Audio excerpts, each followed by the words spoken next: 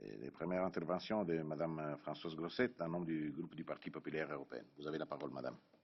Oui, merci beaucoup, Monsieur le Président. Alors, tout d'abord, je vais bien sûr m'adresser à Monsieur le Président de l'Eurogroupe et lui dire que je regrette, comme beaucoup de mes collègues, les propos qu'il a pu tenir récemment sur les pays du Sud, parce que la détresse sociale que connaissent beaucoup de nos concitoyens mérite mieux que des caricatures, et cela me paraissait être une injure pour tous ceux qui travaillent dans ces pays-là. Alors, parlons de la Grèce, bien évidemment. En Grèce, justement, cette détresse sociale, elle se fait sentir beaucoup plus fort que nulle part ailleurs. Près de la moitié des jeunes de moins de 25 ans sont au chômage. Près de la moitié d'une génération est sacrifiée. Des milliers de gens souffrent véritablement en Grèce. Le système de santé est en difficulté. Nous devons tous faire l'effort de comprendre. Alors, bien sûr, comprendre, ça ne veut pas dire excuser.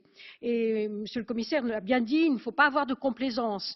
Si la Grèce aujourd'hui est dans cette situation, il faut se rappeler que c'est en grande partie à cause de certains de ses dirigeants, tels que M. Tsipras, qui par le manque de volonté au début de sa prise de pouvoir, de faire des réformes, nous a mené à cette impasse populiste.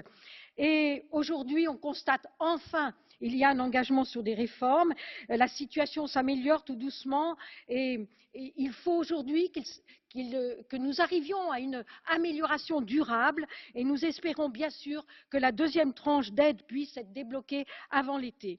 Alors ces difficultés que nous rencontrons aussi avec le FMI sont l'occasion peut-être de reposer la question de l'indépendance de l'Europe en matière de surveillance macroéconomique et de prêts en dernier ressort. Nous ne pouvons pas continuer à prêter le flanc aux humeurs du FMI et à cette fin, je crois fermement qu'il faut faire évoluer le mécanisme européen de stabilité vers un véritable Fonds monétaire européen. Je pense que pour la Grèce, pour la zone euro, pour le reste de l'Europe, c'est un enjeu d'avenir.